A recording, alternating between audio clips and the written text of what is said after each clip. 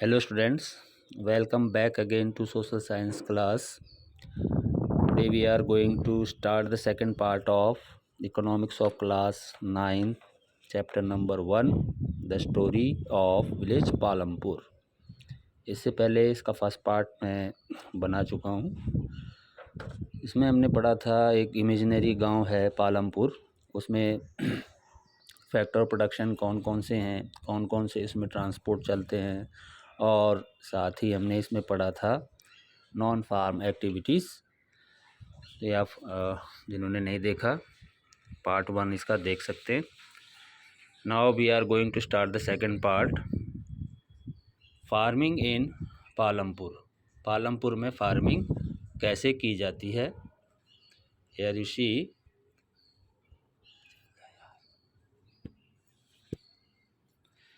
Farming in Palampur. Land is fix, land fix है। Farming is the main production activity in Palampur. ये आपको पहले बता दिया था, जो पालमपुर है वहाँ पर मेन एक्टिविटी फार्मिंग की है। 75% of the people who are working are dependent on farming और फॉर देयर लिवलीहुड। यानी 75% जो पीपल हैं वो फार्मिंग के ऊपर अपने जीवन यापन करते हैं। वे फार्मर्स भी हो सकते हैं, यानी किसान जिनके पास अपनी खुद की लैंड है, या फिर वो दूसरों के खेतों पे जा कर के काम करते हैं। दे कुड बी फार्मर्स और farm labourers.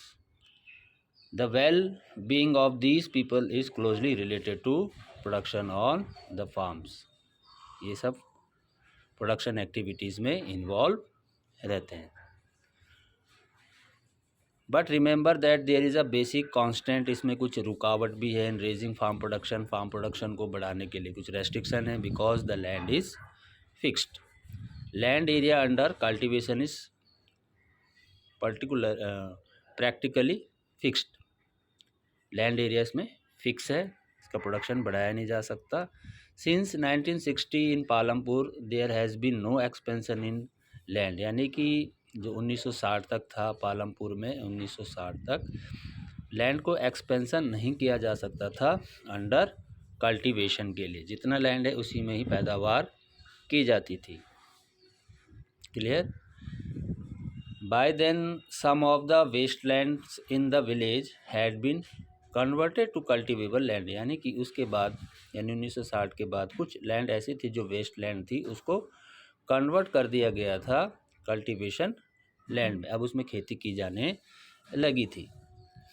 There is exist no further scope to increase farm production by bringing new land under cultivation. अब इसमें बॉक्स में जो दिया हुआ है इम्पॉर्टेंट है, आपके बॉक्स पढ़ना पड़ेगा। The standard unit of measuring land is hectare. यानी कि ज़मीन को मापने का जो स्टैंडर्ड यूनिट है वो हेक्टेयर है। दो इन द विलेज यू में find land area being discussed in local unit. Local unit में भी इसको डिस्कस किया जा सकता है, जैसे बीघा है, गिंठा है, ये भी आपका मेजरिंग यूनिट्स है। और 1 हेक्टेयर आपका इसके बराबर होता है 100 स्क्वायर मीटर। यानी एक साइड आपका 100 स्क्वायर मीटर के बराबर होता है। तो इट मीन्स 10,000 जो एरिया निकलेगा आपका, जैसे मान लेते हैं 100 मीटर इधर और 100 मीटर इसका लेंथ और ब्रेथ निकालेंगे, तो 1 हेक्टेयर कितना आ जाएगा आपका। 1 hectare is equal to 10,000 metre square. तो 1 हेक्टेयर में आपका 10,000 मीटर स्क्वायर का एरिया कवर होता है। सेकंड पार्ट आ जाते हैं हम इसके, फार्मिंग इन पालमपुर में। There a way one can grow more farm the same land. क्या एक ही लैंड में एक से ज़्यादा फसल बोई जा सकती है। In the kind of crops grown and facility available. जैसे आपका क्रॉन बोया जाता है या क्रॉप्स बोई जाती है, उसमें जो फैसिलिटीज़ हैं, जो फैसिलिटी पालमपुर में है, ये इस तरह का विलेज है जैसे आपका एक वेस्टर्न पार्ट ऑफ यूपी का है, उसका इसको रिजेम्बलेंस माना गया है। यानी कि जो यूपी का वेस्टर्न पार्ट का जो एरिया है उससे इसको कंपेयर किया गया है। All land is cultivated in Palampur, जितने भी लैंड है पालमपुर में उसको कल्टीवेट किया जाता है और कोई भी लैंड इसमें खाली नहीं रहती। यानी रेनी सीज़न में, यानी खरीफ का जो सीज़न होता है, फार्मर्स क्या बोते हैं इसमें, ज्वार एंड बाजरा, जो कि कैटल फील्ड है। कैटल फील्ड का मतलब जानवरों के लिए इसको बोया जाता है। अक्टूबर और दिसंबर, सॉरी यहाँ से छूट गया आपका, this plant is use as cattle field. It is followed by cultivation of potato. उसके बाद जो पोटैटो बोया जाता है बिटवीन अक्टूबर एंड दिसंबर के बीच में। और विंटर सीजन है जो रबी का सीज़न आता है, फील्ड में आपका वीट बोया जाता है।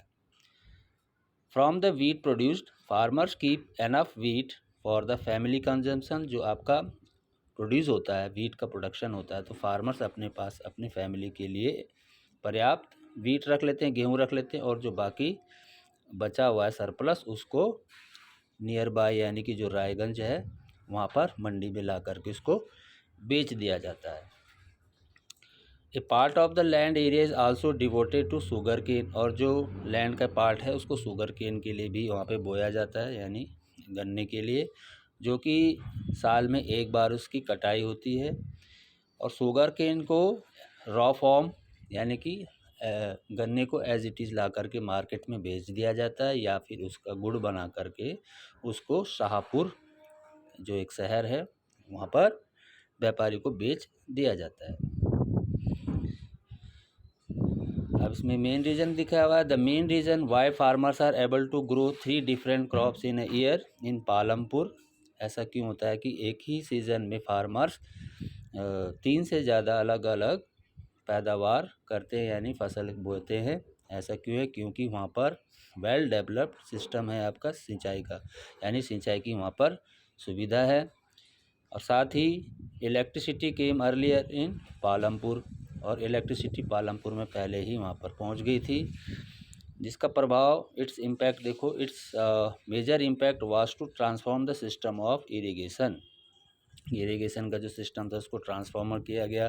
पहले जो है पर्शियन व्हील का इस्तेमाल किया जाता था, जो फार्मर यूज़ करते थे, पानी को खींचने, कुएं से पानी निकाला जाता था, तब इसकी सिंचाई की जाती थी खेतों में। अब जैसे जैसे आपका इलेक्ट्रिक ट्यूबवेल लगी, उससे सिंचाई आपकी और सही होने लग गई, सुविधा ज़्यादा मिलने लगी। People saw that the electric run tube wells could irrigate much larger area of land more effectively. यानी ट्यूबवेल के माध्यम से क्या होने लगा, जो लार्ज एरिया है आपका, अच्छे से सिंचाई उसमें होने लगी। The first few tubewells were installed by the government. कुछ ट्यूबवेल्स को गवर्नमेंट के द्वारा इंस्टॉल किया गया, क्योंकि इसमें लागत ज़्यादा आती थी, इसलिए कुछ ट्यूबवेल को गवर्नमेंट के द्वारा इंस्टॉल किया गया, लगाए गए। सून आफ्टर क्या हुआ, farmers started setting up private tubewell. Farmers ने भी अब फिर धीरे धीरे क्या करने लगे, अपने जो खेत हैं, फील्ड है, उसमें प्राइवेट अपना ट्यूबवेल लगाना शुरू कर दिया, जिसका रिजल्ट क्या हुआ, मिड 1970 की जो मध्य है, जो एंटायर कल्टिवेटेड एरिया था आपका 200 हेक्टेयर का, उसको सींचा जाने लगा। क्लियर? अब बॉक्स भी पढ़ लेते हैं। बॉक्स में क्या लिखा है, not all villagers in India have such high level of irrigation. यानी जो हमारे देश है भारत में, अधिकतर जो विलेजर्स हैं उनके पास ये आपकी इरिगेशन की सुविधा नहीं है। अपार्ट फ्रॉम द, जैसे आपका रिवेरियन प्लेन्स है, कोस्टल रीजन्स है हमारे देश में, वहाँ पर सिंचाई की अच्छी सुविधा है। इसके विपरीत देखें, जो प्लेटू है आपका, प्लेटू रीजन में, जैसे आपका दक्कन प्लेटू, वहाँ पर लो लेवल ऑफ इरिगेशन है। Of the total cultivated area in the country, a little less than 40% is irrigated even today. यानी कि 40% से भी कम एरिया ऐसा है जिसको आज भी सींचा जा रहा है, यानी कि कम एरिया ही है जो सिंचाई के लिए उपलब्ध है। क्लियर? और जो आपका रिमेनिंग एरिया है उसको बारिश के ऊपर डिपेंड रहना पड़ता है सिंचाई के लिए किसानों को। नेक्स्ट दिया हुआ है to grow more than one crop on a piece of land during the year is known as multiple cropping. Multiple cropping किसे बोलते हैं? जब एक ही फील्ड पर एक से ज़्यादा एक साल में पैदावार की जाती है, एक से ज़्यादा फसल बोई जाती है एक साल में एक ही फील्ड के अंदर, उसको मल्टीपल क्रॉपिंग बोलते हैं। It is the most common way of increasing production on a given piece of land. It is the most common way, most यानी सामान्य वे आपका प्रोडक्शन को बढ़ाने के लिए, एक ही पीस ऑफ लैंड में प्रोडक्शन को बढ़ाने के लिए। All farmers in Palampur grow at least 2 main crop. जो पालमपुर के जो किसान हैं कम से कम 2 फसल बोते हैं। मैनी आर, कुछ ऐसे हैं जो पटेटो को थर्ड क्रॉप के रूप में पिछले 15 से 20 साल में इसको बो रहे हैं। क्लियर? ये कुछ ग्राफ दिए हुए हैं और ये देखो आपका ये आपका टेबल दिया हुआ है। इसमें cultivated area over the years, cultivated area दिया हुआ है कि कितना कल्टीवेटेड एरिया यहाँ पर बोया जा रहा है। ये 132 से लेकर आपका ये 1950 से 51 से लेकर 2016-17 का दिया हुआ है। इसमें 132 था पहले और जो बढ़ कर के 200 हेक्टेयर हो गया है कल्टीवेटेड एरिया। ये कुछ ग्राफ भी दिए हुए हैं, इसको करना चाहेंगे आप कर लेंगे। Now you have seen that one way of increasing production from the same land is by multiple cropping। अभी हमने पढ़ा मल्टीपल क्रॉपिंग से कैसे आपका प्रोडक्शन बढ़ता है। The other way is to use modern farming, और दूसरा तरीका जो है आपका मॉडर्न फार्मिंग मेथड है। मॉडर्न फार्मिंग मेथड में आप देखेंगे क्या क्या यूज़ होता है फॉर हायर यील्ड, यानी कि अच्छी पैदावार बढ़ाने के लिए, पैदावार को बढ़ाने के लिए मॉडर्न टेक्निक का इस्तेमाल किया जाता है। यील्ड क्या है? Yield is measured as crop produce on a given piece of land, यानी कि जो गिवन पीस ऑफ लैंड है, जो आपकी ज़मीन है, उसमें कितनी पैदावार हो रही है ड्यूरिंग ए सिंगल सीज़न, एक सीज़न में कितनी पैदावार हो रही है गिवन पीस ऑफ लैंड में।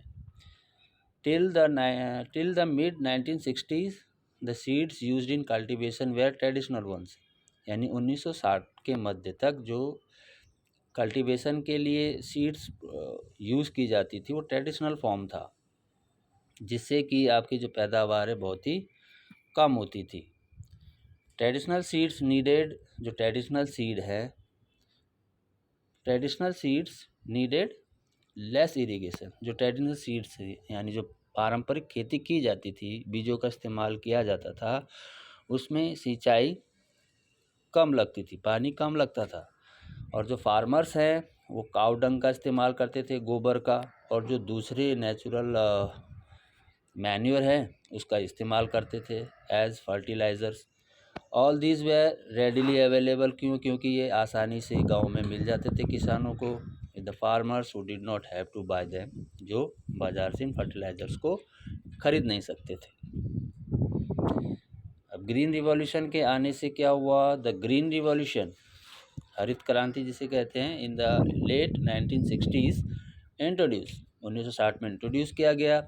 1960 के आखिर में ग्रीन रिवॉल्यूशन आया। The Indian farmers to cultivation of wheat and rice using high yielding varieties. अब जो किसान हैं भारत के, उन्होंने व्हीट और राइस की कल्टीवेशन शुरू की HYV सीड्स के साथ, compare to the traditional seeds. The HYV seeds promise to produce much greater amount of grain। जो HYV seeds है उससे जो उपज है या ग्रेन की उपज है वो काफ़ी मात्रा में प्रोड्यूस होने लग गई। As a result the same piece of land would now produce for larger quantities of food grain, जिससे आपका सेम पीस ऑफ लैंड में अधिक मात्रा में फूड ग्रेन की पैदावार होने लग गई पहले की अपेक्षा। HYV seeds however needed plenty of water, यानी अगर आप HYV सीड्स का इस्तेमाल करते हो तो उसमें ज़्यादा से ज़्यादा पानी की आवश्यकता होती है, और साथ ही केमिकल फर्टिलाइज़र का इस्तेमाल किया जाता है और पेस्टिसाइड्स का भी टू प्रोड्यूस बेस्ट रिजल्ट, जिससे ज़्यादा से ज़्यादा अच्छी पैदावार हो सके।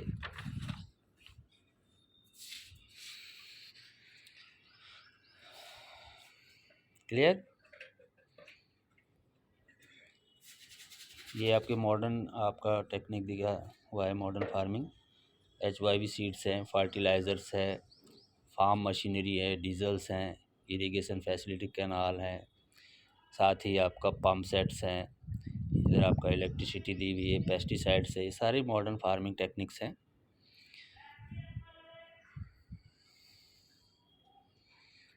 High yields were possible only from a combination of HYV seeds, irrigation, chemical fertiliser, pesticide etcetera. जो हायर यील्ड है, अच्छी पैदावार के लिए पॉसिबल क्या है आपका? पॉसिबल तभी हो सकता है जब आप इन सब का कम्बिनेशन यानी कि यूज़ करें। HYV seeds, irrigation, chemical fertiliser, pesticide का ज़्यादा ज़्यादा इस्तेमाल करेंगे तो आपकी हायर यील्ड होगी, पैदावार अच्छी होगी। जो किसान हैं आपके पंजाब, हरियाणा और जो वेस्टर्न पार्ट है उत्तर प्रदेश का, इन्होंने सबसे पहले मॉडर्न फार्मिंग टेक्निक का इस्तेमाल किया भारत में। The farmers in this region set up tubewells for irrigation. इस क्षेत्र के जो किसान हैं उन्होंने सिंचाई के लिए ट्यूबवेल को अपने खेतों में लगाना शुरू किया। And made use of HYV seed, और साथ ही HYV सीड्स का इस्तेमाल करा। केमिकल फर्टिलाइज़र को यूज़ किया और पेस्टिसाइड्स को अपने फार्मिंग में यूज़ किया। Some of them bought farm machinery, कुछ लोगों ने फार्म मशीनरी को भी ख़रीदना शुरू किया, जैसे आपका ट्रैक्टर्स है, थ्रेसर्स है। Which made ploughing and harvesting faster, जिससे आपकी प्लोइंग यानी कि जो खेती हो रही थी और जो कटाई हो रही थी वो बहुत तेज़ी से होने लगी, जिससे क्या रिजल्ट निकला? जो वीट का प्रोडक्शन है काफ़ी बढ़ने लगा, पैदावार अच्छी होने लगी।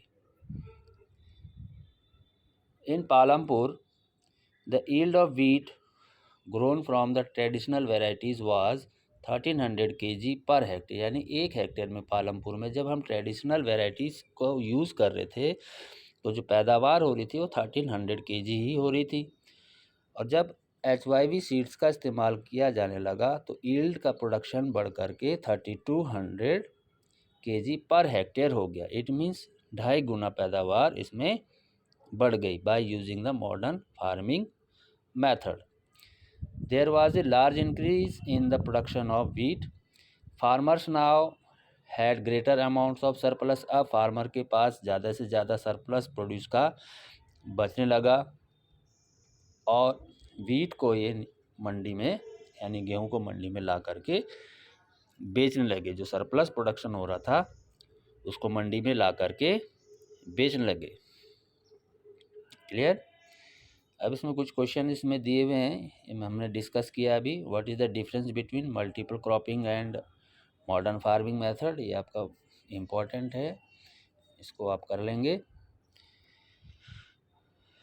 और साथ ही एक क्वेश्चन नीचे भी इसमें ये भी हमने भी डिस्कस किया। What is the working capital required by the farmer using modern farming method. Modern farming method use करने के लिए फार्मर को कौन सी कैपिटल की रिक्वायरमेंट होती है, ये भी इम्पोर्टेंट है, इसको आप कर लेंगे, अभी डिस्कस किया था हमने।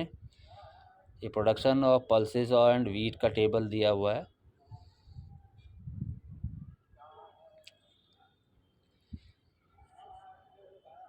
एक साथ ही क्वेश्चन और है इसमें, modern farming method requires the farmer to start with more cash than before. ये भी आसान है। मॉडर्न फार्मिंग मेथड को मॉडर्न फार्मिंग को यूज़ करने के लिए ज़्यादा कैश की आवश्यकता होती है, ऐसा क्यों है, ये भी हमने भी डिस्कस किया। विल द लैंड सस्टेन, क्या लैंड पर्याप्त है? लैंड आपका नेचुरल रिसोर्स है। Land being a natural resource, it is necessary to be carefully in its use. ये ज़रूरी है कि इसका हम सही से इस्तेमाल करें। साइंटिफिक रिपोर्ट क्या कहती है? Indicate that the modern farming method have over use the natural resources base. Scientific रिपोर्टें कहती है कि मॉडर्न फार्मिंग मेथड से फार्मिंग मेथड जो यूज़ हो रहा है उसका हम ज़्यादा से ज़्यादा इस्तेमाल कर रहे हैं नेचुरल रिसोर्सेज का। In many areas green revolution is associated with the loss of soil fertility. अगर ग्रीन रिवॉल्यूशन कई जगह पे हमने जो इंट्रोड्यूस किया जिससे आपकी सॉइल फर्टिलिटी का नुकसान हो रहा है due to increase use of chemical fertiliser. ज़्यादा से ज़्यादा आप केमिकल फर्टिलाइज़र यूज़ करोगे तो सॉइल की फर्टिलिटी कम होती जाएगी। Also continuous use of ground water. अगर हम अधिक मात्रा में ग्राउंड वाटर को यूज़ करेंगे for tubewell irrigation has led to the depletion of the water table. जिससे क्या होगा, जो पानी का लेवल है धीरे धीरे धीरे वो कम होने लगेगा। Environmental resources like soil fertility and groundwater are built up over years. Environmental जो resources यानी पर्यावरण जो संसाधन है जैसे आपका सॉइल फर्टिलिटी और ग्राउंड वाटर है उनको बनने में कई साल लगते हैं। वंस डिस्ट्रॉयड, एक बार अगर ये ख़राब हो जाए, ख़त्म हो जाए, it is very difficult to restore them. इसको दोबारा से रिस्टोर करना पॉसिबल नहीं होता। We must take care of the environment. हमें इन्वायरमेंट का ध्यान रखना चाहिए to ensure future development of agriculture. Clear. अब इस बॉक्स पढ़ लो, इसमें जो दी हुई है केमिकल फर्टिलाइज़र प्रोवाइड मिनरल्स। जो केमिकल फर्टिलाइज़र्स हैं उससे आपका जो मिनरल्स हैं प्रोवाइड होता है। विच डिजॉल्व इन वाटर, पानी में ये घुल जाता है और प्लांट्स तक आसानी से ये पहुंच जाता है। बट दीज में not be retained in the soil for long. इसको अधिक सॉइल में नहीं रखा जाना चाहिए। दे में escape from the soil and pollute ground water. क्या होता है, ये सॉइल से ये जो केमिकल मिल जाता है और एक ग्राउंड वाटर को पॉल्यूट करता है, पॉल्यूशन फैलाता है। साथ ही रिवर्स और लेक में मिल जाता है। Chemical fertiliser can also kill bacteria को भी केमिकल फर्टिलाइज़र मार देता है, और जो दूसरे माइक्रो ऑर्गेनिजम्स हैं सॉइल में वो उसको भी ये केमिकल मार देता है। This means some time after their use the soil will be less fertile. अगर ज़्यादा से ज़्यादा हम इसका यूज़ करते जाएंगे तो जो सॉइल की फर्टिलिटी है वो धीरे धीरे ख़त्म हो जाएगी। The consumption of chemical fertiliser in Punjab is highest in the country. यानी ज़्यादा आपका जो स्टेट है यानी पंजाब है अधिक मात्रा में केमिकल फर्टिलाइज़र को यूज़ कर रहा है। The continuous use of chemical fertiliser has led to degradation of soil health. यानी अगर हम अधिक मात्रा में केमिकल फर्टिलाइज़र का यूज़ करेंगे तो जो सॉइल की फर्टिलिटी है या सॉइल है उसकी जो हेल्थ है वो डिग्रेड होने लगेगी। Punjab farmers are now force to use more and more chemical fertiliser. जो पंजाब के फार्मर्स हैं उनको फोर्स किया जा रहा था कि आप अधिक से अधिक मात्रा में केमिकल फर्टिलाइज़र को यूज़ करें as a input to achieve the same production level, जिससे कि प्रोडक्शन लेवल आपका बढ़ जाए। दिस मीन्स, इससे क्या होगा, कॉस्ट उसकी बढ़ जाएगी। This means cost of cultivation is rising very fast.